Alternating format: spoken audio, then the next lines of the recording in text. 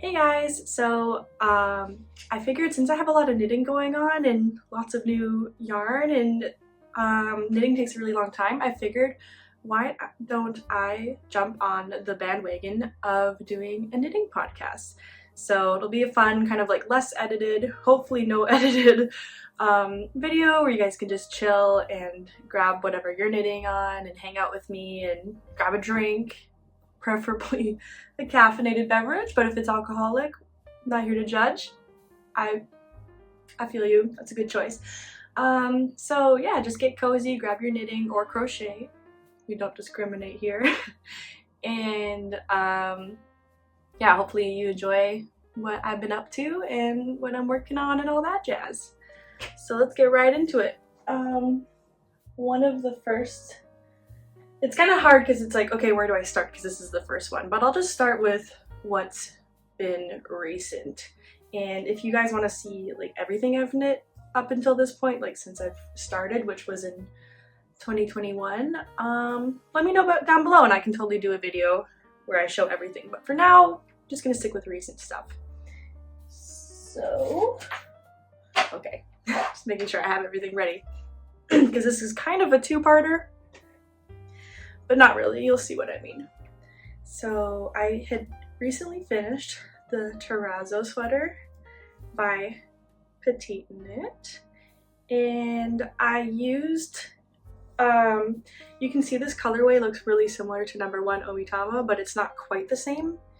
I actually used T82, I believe it's called, and it's basically the same, but it's a little bit pinkier, which I actually think suits me and what I prefer really well. So it's kind of like a great way to get around finding that colorway because it's impossible to find, and being able to knit something really similar to the original. Because let's be real, we all wanted to make the Terrazzo sweater in the colorway that Petite Knit made because it's so beautiful. So here is my version. So the reason why this is a two-parter is because I made a matching sweater for my cat because I had some extra yarn. Oh, by the way, see, I'm bad at this already. This is why I edit my videos a lot. But we're not gonna edit this one. We're just gonna chill. So this is the Noro yarn, T82, Noro Silk Garden Sock. Oh shit, I'm shaking the camera. Noro Silk Garden Sock. And this is the mohair that I used with it. This is Knitting for Olive in their mohair, whatever it's called. And it's in unicorn, I think that's the color, purple unicorn, something like that. This is so pretty, and it just went really well with this to make it like more of a purpley color. So this thing that I'm holding up now, this is a little sweater that I made for my cat out of my leftovers. So now we have matching outfits, which is so ridiculous, but it's this thing that I've wanted to start doing ever since we got her, because I often have like yarn left over after my projects are finished, and so I figured, what am I going to do with all this yarn?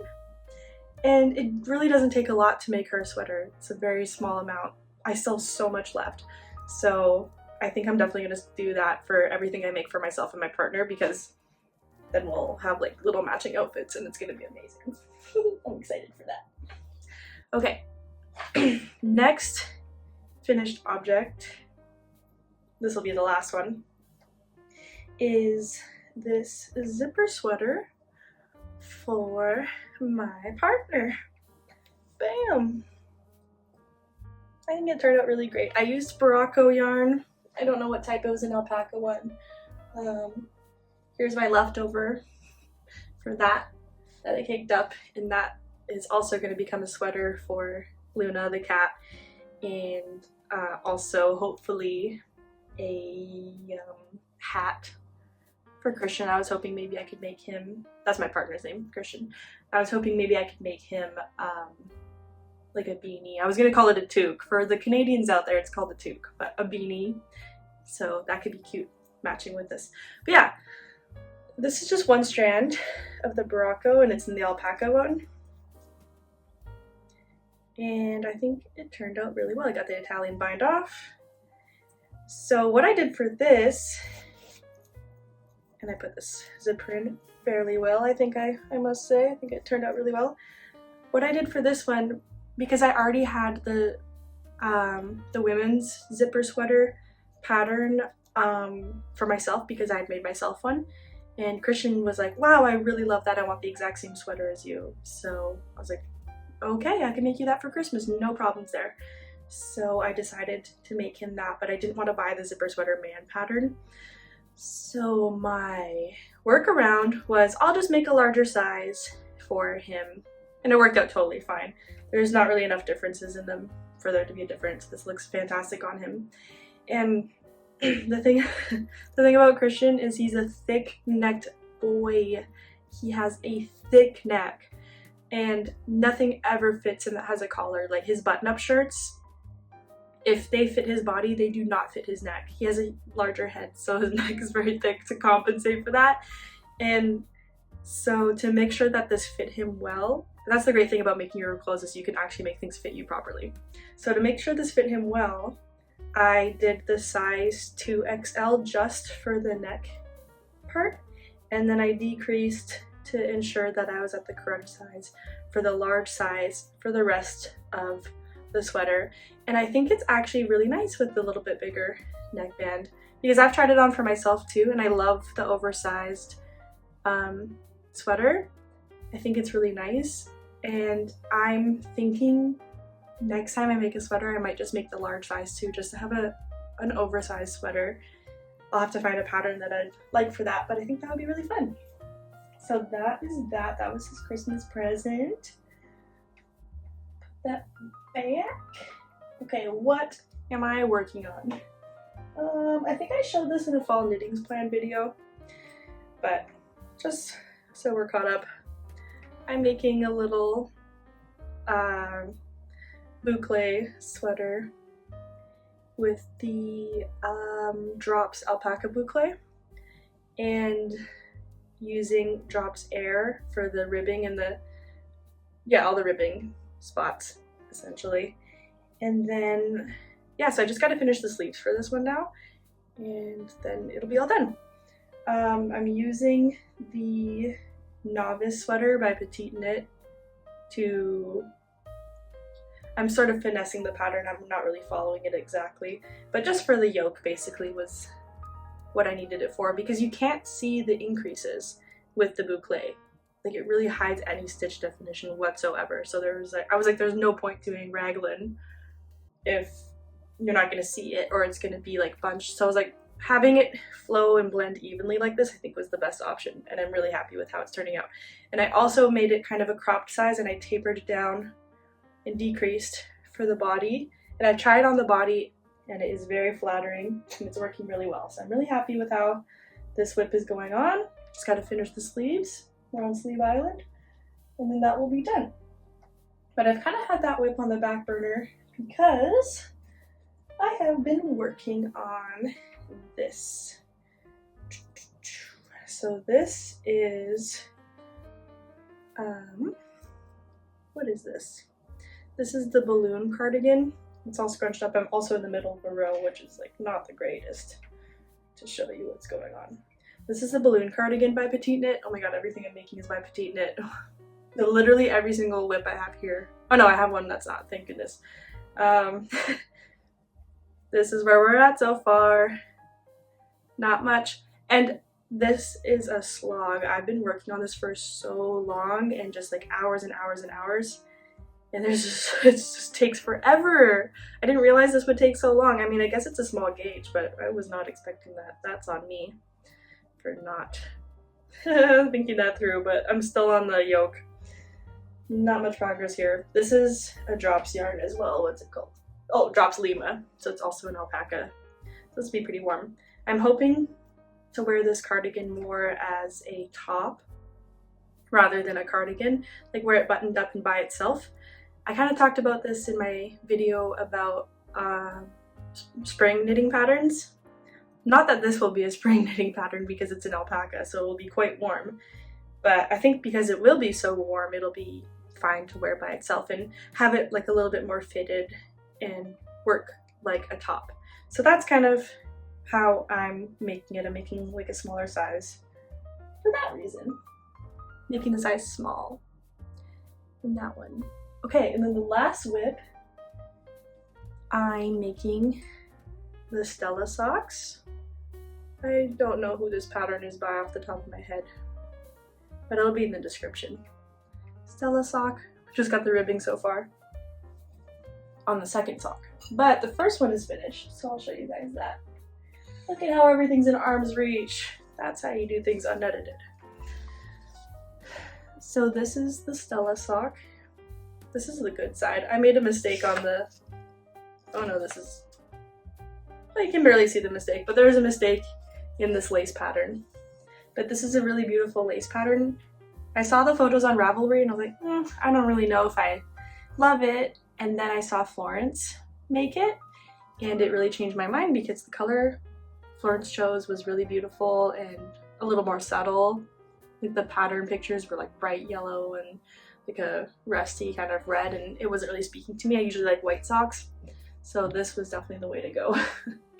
Is the more neutral colors. I think it suits lace better.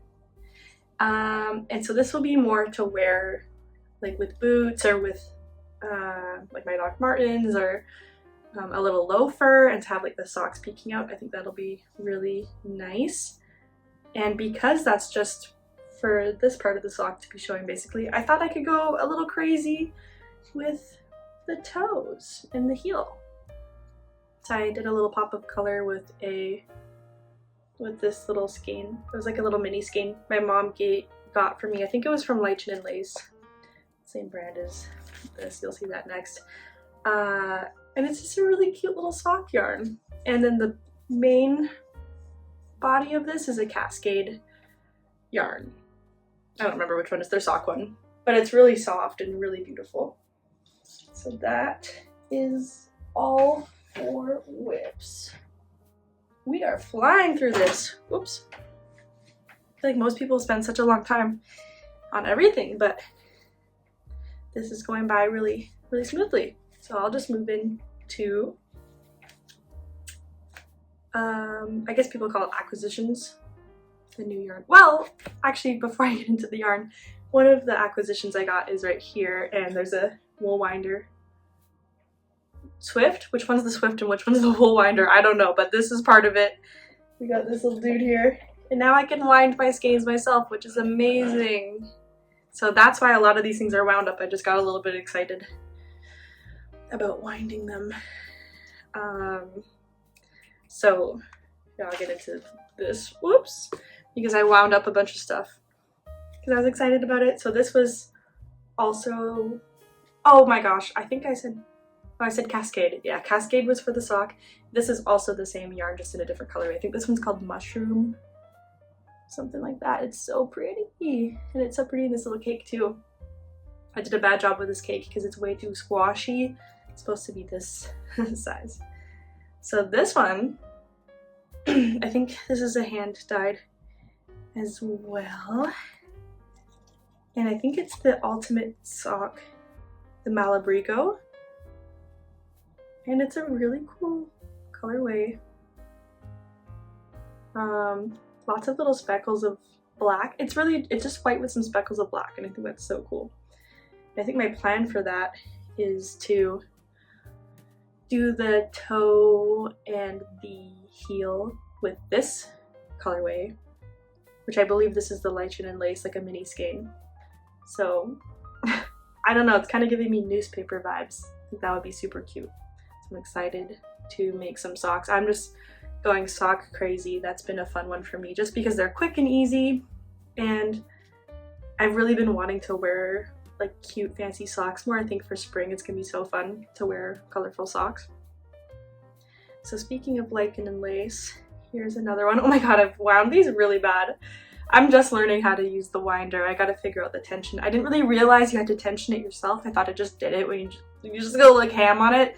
Clearly you have to hold the strand and kind of get that pressure to make it work well. I did not realize this, But this is another lichen and lace. I'm sorry, I don't know the colorway, but they probably don't have any more anyway.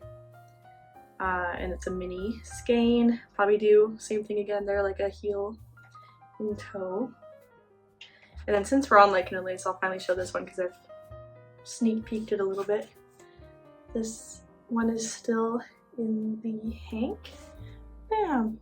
Lichen and lace. I think they're a local brand here in Vancouver. I think that's why. I got so many of these. Oh, and by the way, all of this yarn that I'm showing right now, besides the Cascade ones, are ones that I got for Christmas. So that's why I'm like, I don't know where this is from. I have no idea what's going on. I just know they're pretty because I didn't really buy them myself. The Cascades are from Black Sheep Yarn, Port Moody. They're a really great yarn store. But yeah, it's an 80/20 sock. This one's called Beach Glass, and it's a really pretty blue faded color. I think it's really cool. It'll obviously be great for socks, but it could be really cool for a tank top. So I'm not super sure if I'm gonna do socks with that. This tank's a little bit seen better days. It's a little bit like falling apart. This is Malabrigo Ultimate Sock. Arape is the color, I think. So yeah, this is Malabrigo. This is really cool too. This could also be really cool for maybe a hat, like a beanie, or I'm not totally sure what I'm gonna make with this yet. Usually I have a plan for every single skein that comes into my stash. I only buy things if I have a project for it in mind, but because these were gifted to me, I can get a little more creative with projects and choosing what I'm gonna do with them. So that's really fun. Now we have, same thing, Malabrigo Ultimate Sock. This colorway is called Pascal, which is the name of Rapunzel's little, oh, what is he? Is he a gecko? No. A lizard? Something like that. I don't remember, but he's her little dude. And it kind of looks like the same color as that. I don't know if that's why they named it that, but that is the color. And it's a really beautiful, how do you describe this green? It's just a very green, a very Vancouver, go into the forest type of green. Once again, amazing for socks, but I have no idea what I'm gonna do with that. Also, these are big boys. These are big hanks. Like, I feel like there's enough to make almost 2 pairs of socks with each of these. Or something a little bigger. 420 yards. That seems like a lot. I don't know, maybe it's just normal. Who knows? Not me.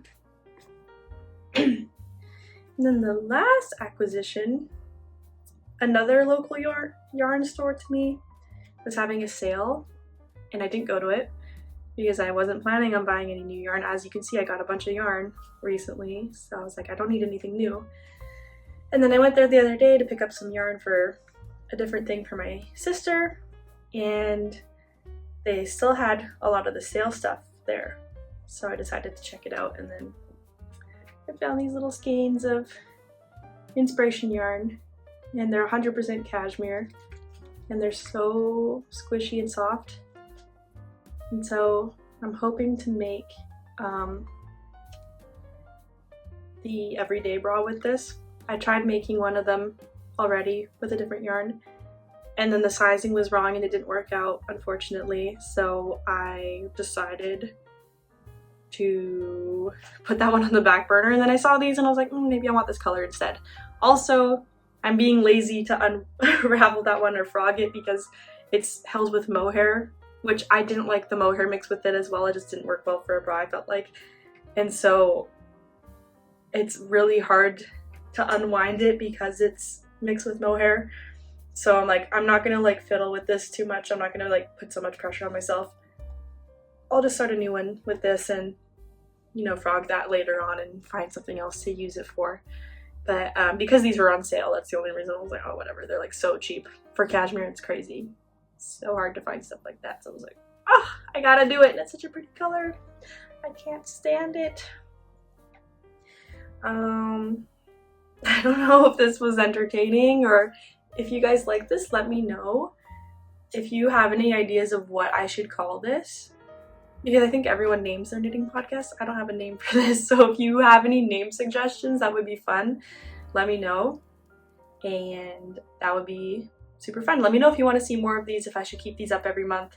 I don't know if I make as much progress as other people on YouTube here. Like, I think a lot of the other people who do this sort of thing, I watch their podcasts and they're like, yeah, I finished this WIP you saw last time, like, and I finished this other one and this other one, and I started this new one, and I'm like, oh my god, I can't keep up with that. It's just not sustainable for me. And I have a lot of other stuff going on. I'm not only knitting, I'm crocheting, I'm sewing, I'm working on my garden. I don't have all this time just only for knitting. I'm a very multi-passionate person, so I'm definitely not making as much progress on my knits as those people. And I think it's a question about sustainability too. Like, how much new clothing do we need? Like, I see these people making 5 new sweaters every month, and it's like, I personally don't need 5 new sweaters every month. Maybe they do in their wardrobe, and that's no hate to these people. I think what they're doing is cool. They're probably giving them for gifts and different things, but I just don't need that many sweaters. Maybe I need that many socks. Like, who knows? But it's just, I'm not in such a rush to get these things done, unless it's for a gift. Then I'm very rushed to get it done. But for myself, I'm not super rushed to get a bunch of things done. So, I mean, my advice is to just take things slow and, you know, enjoy the pace and just enjoy your progress, because that's what it's supposed to be about. It's the process that's supposed to be fun, and that's why we do it. It's like, you could just go buy a sweater if you wanted to buy a sweater for the sake of buying something. Probably be the same price anyway, like with how much we spend on yarn sometimes. But really try to enjoy the process more and take your time with it. And, you know, you always make good memories when you're like, oh, I remember what stage of my life I was in when I was knitting this, and it's kind of nice to look back on. So anyway, thank you so much for being here. I will see you guys hopefully on Sunday with a new video. And if you enjoy this, please subscribe, because I'm trying my best to keep making videos. And I'd love to have like a little community with you guys. That'd be super fun. So thank you so much, and I'll see you guys next time.